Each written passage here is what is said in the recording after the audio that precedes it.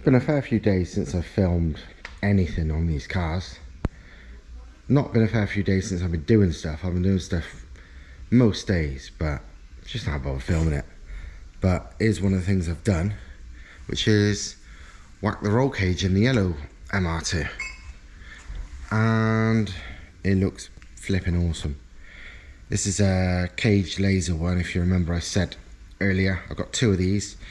One for this and one for the silver car. I put this in, it's not permanently in yet, it's literally put in place. But I put it in place because I was wondering where the Weldon feet were meant to sit and how well it would all fit. Because anyone who's fitted roll cages before knows, they often don't fit very well. Usually you're using like ratchet straps and stuff to pull it into the right place, and it's a right fucking mess about. It can be a nightmare. And obviously this is quite a complicated cage, so all it's going to take is the odd millimetre out of place when they make things, and things won't fit well at all. So all I planned to do was, at first I wanted to work out, because it would generally be the worst bit, because there's 4 welded mounting feet, would be the rear section. And I'd just come here to do something else, but it was bugging me, so I thought I'd have a go. And yeah, it fitted really well, really nicely. So I thought, that's in good, but I wonder if the angle's correct, because obviously while that might fit, it might, if it's wrong, the rest of it wouldn't fit. So I fitted the bars too, the front bars, and again they fitted brilliant. So I thought, stuff it, I wonder if the angle's correct. So I fit the door bars, and yeah, brilliant. Everything absolutely fine. No joke, this took, I think it was an hour and a half, less than 2 hours, hour and a half, hour and 3/4, which kind of amazed me, because I fitted cages before, so it's not like my first rodeo, so I knew roughly what I was doing. There's no instructions with these, by the way, you're just meant to use your common sense. But yeah, even though I'd done it before, this was still way faster than I expected.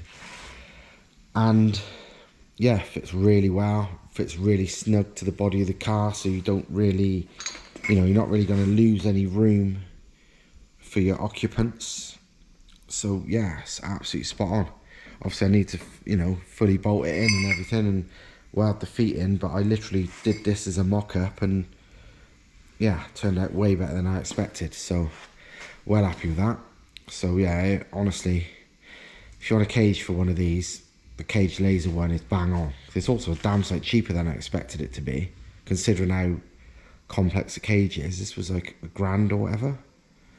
So 1,000, 1,100, I can't remember, something along those lines. I expected it to be more, and it wasn't. So yeah, honestly, well happy with that. So I'm still in the debate of, do I fit it straight away to the silver car or not? Because obviously it'll involve a fair bit of dismantling to do. I think I might just leave it on the silver one until, I don't know, maybe until this one's on the road. Then I'll take the silver one off again, just to fit the cage, because it'll take, obviously it's dash out, a lot of wiring moved, seats out, roof off, all that crap. It'll take a little while, not too long, but still. But yeah, here it is so far, and really, really happy with it. This bit might be pointless because I may have sold all these already, because, I tend to sell things cheap so people snap them up. But I'm selling the 230 valve V6s me and Thomas have here, plus the O&E transaxles and the rear diff to match for the Quattro one. And yeah, selling them cheap, like 250 quid or nearest offer for each. These are the APR engines, so the 2.8 30 valve big port. See, big port heads. These are basically the heads and cams that people fit to the S4s and RS4s, because they're a straight swap, but they flow far, far more than even the RS4 heads and cams. So yeah, these are complete, but most people, I mean, I've seen the heads and cams alone sell for more than I'm selling these complete engines for, but just want them out of the way, so whatever. And again, the O1Es, this is a 4-wheel drive one with matching rear diff. Anyone that knows these knows they're ridiculously strong. You know, the Quattro's running 1,000+ horsepower stick to the standard O1Es. They're the 6-speed.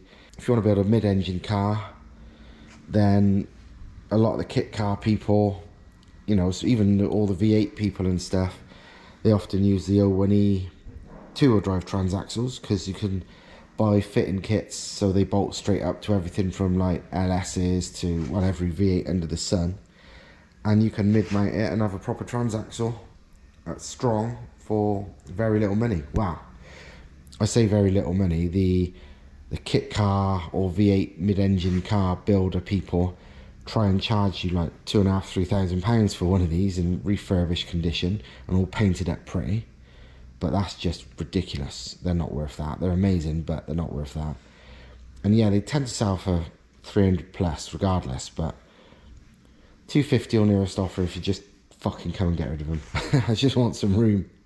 So yeah, on these, if somebody didn't even want the full engine, they just wanted the heads, because like I said, a lot of people would just want the heads and cams as an upgrade for their S4 or RS4 engine. I wouldn't mind, you know, I've got no problem in taking them off for you if you don't want to lug home a whole engine. You're not having it any cheaper, but I don't mind removing it if it's a whole engine's too awkward for you to take home. Or you buy a combo and do what I was originally going to do with the MR2, but I've decided I ain't got time, and that's run one of them and run of them mid-engine and make a weapon, or run one of these and the Quattro front engined in something. I always fancied putting it in an Impreza. These are actually dimension wise smaller than an Impreza flat 4. It would fit in an Impreza bay no problem. So you know, as would the gearbox. Even check where the drive shafts would fit versus the Impreza one, because the Impreza's transaxle. And yeah, you could fit all this in an Impreza bay and suddenly have a way stronger and way more powerful and tunable and way torquier engine in an Impreza if you wanted to. But hey, that's another story. But yeah, if you want one of these, let me know, but they may or may not be sold by the time you even see this, depending on how quick people snap them up. But yeah, like 250 or so each. Another thing I've done today is this.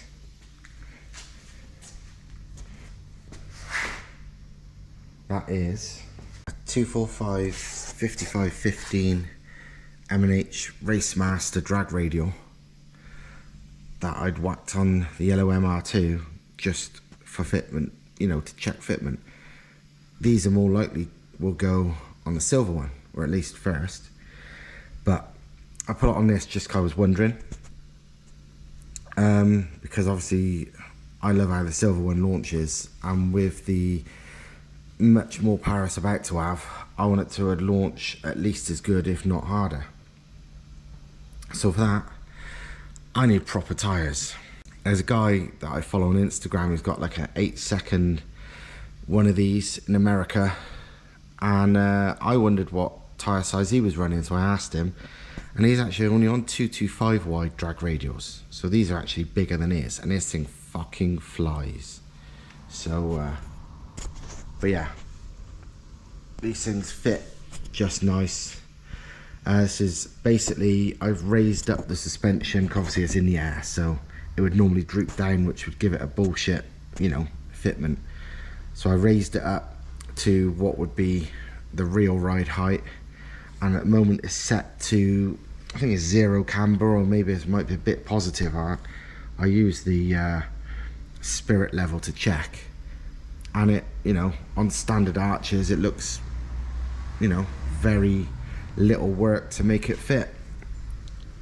You know, it sticks out tiny bit. So yeah, this would make things really fly. I think my ultimate dream for the silver car would be for it to pull a wheelie on the street. That would be fucking mental. My friend Lee's Drag-A-Lease, well, that did wheelies at the strip with just a 205 wide tyre. A slick, yeah, but regardless, you know, when you got a mid-engine car and set up right, you don't need gigantic tyres, especially when it's super light. So, and of course, the lovely wheel trim underneath is that. That's what's really on it. But just to take the piss, good old wheel trims. These tyres and these wheels I actually sold to my friend Mark, who's meant to be putting them on his Renault 5 Turbo, but A, he's not done it yet, and B, I just realised the front, well, the other pair, because I've sold him 2 with these on and 2 with normal brand new tyres on, I've realised the other pair, I told him the wrong size. I told him they were 195/50s on the front, well, what would be the back for him, but they're not, they're 195/60s, and that's nowhere near going to fit his car.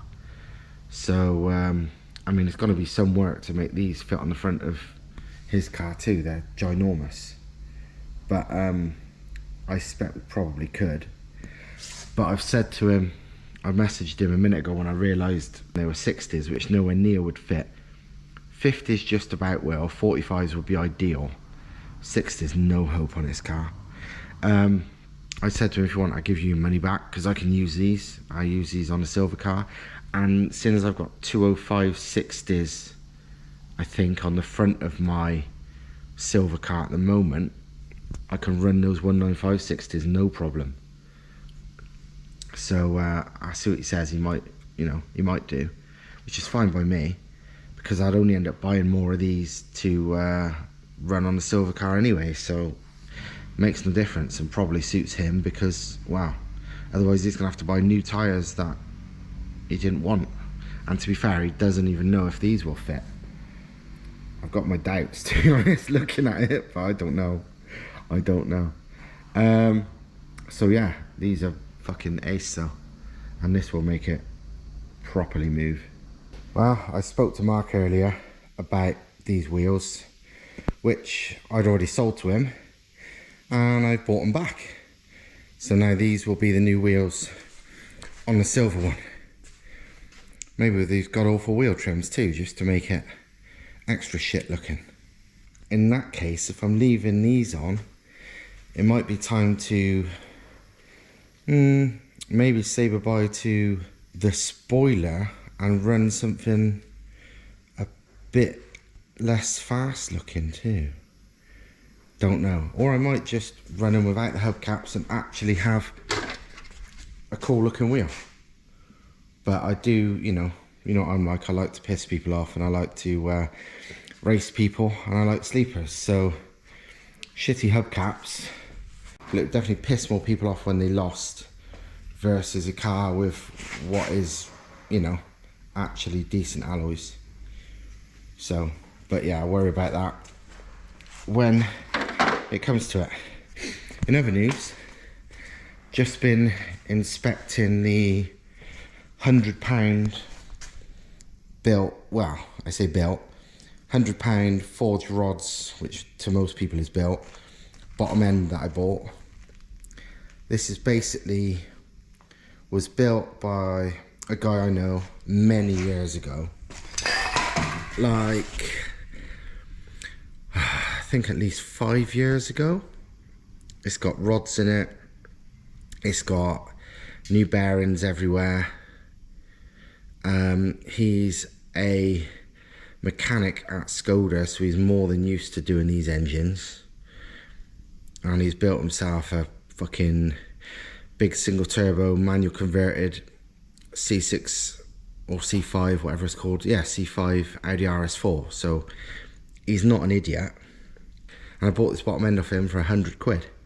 I honestly think I'm just gonna fucking close my eyes and send it. I mean, nobody normally in their right mind would try and push big power through an unknown £100 bottom end.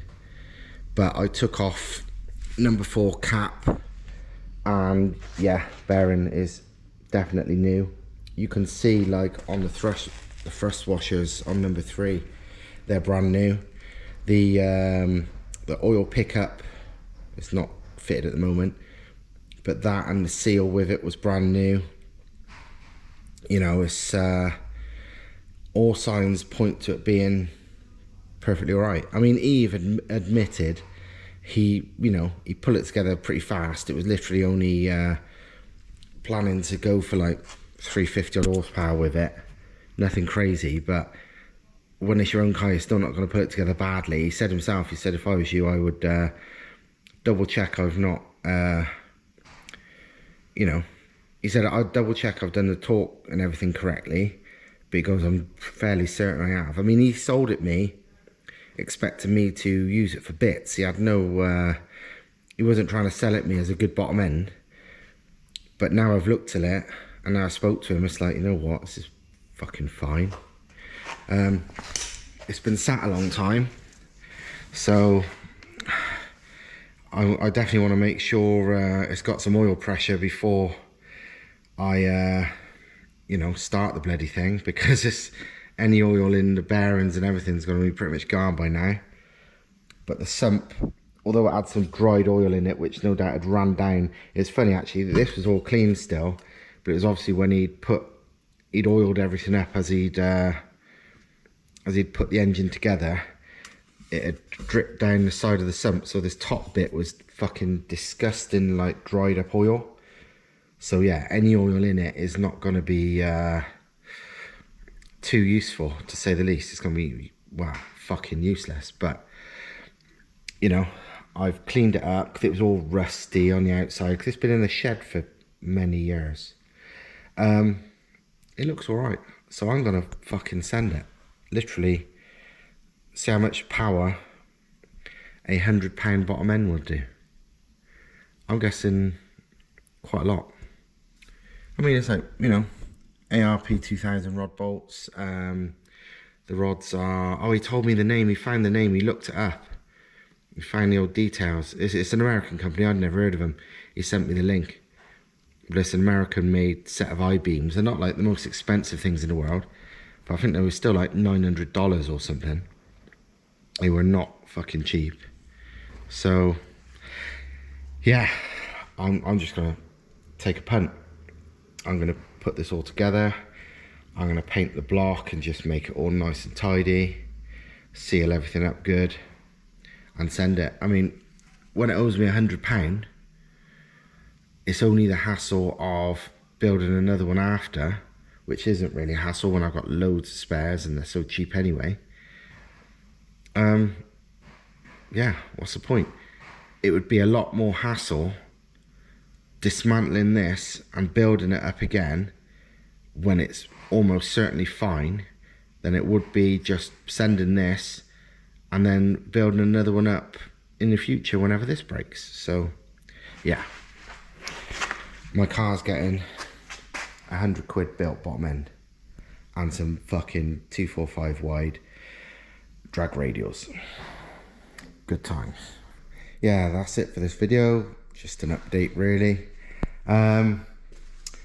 Yeah, if anyone wants to buy these, please do, because I've only had them up for sale on a couple of places for a couple of hours, and already I've had people offering me like £100 and stupid shit like that.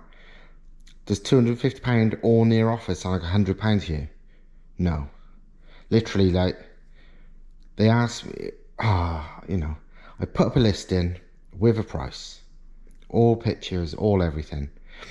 I get replies on there, PM sent. Goes on there, see what the PM is. How much do you want for them? It's in the fucking listing. So then the next reply is £100. Fuck off. Also got people saying, if you sell the heads, I'll have the bottom end. Fuck knows why they want the bottom end. That's the non-special bit, but whatever. Again, you know, if they expect me to hold the bottom end for ages for the sake of like £50 or some stupid shit they're offering, then they can get fucked as well, because the only reason I'm selling this is to make room. Do you know what I mean? It's like, I would like my room back. Do you know what I mean? It's like, I'm not making a lot of money off them, but I'm not going to fucking give them away. I'm going to lose money on them regardless, so I'd rather not get rid of them because they're really good. I just know I'm never going to use them. So, you know, but people are dickheads. So yeah, that's it for now. Hopefully in the next video, I'll probably have the head on in the next video and all that shit. So, see you next time. Ta-da.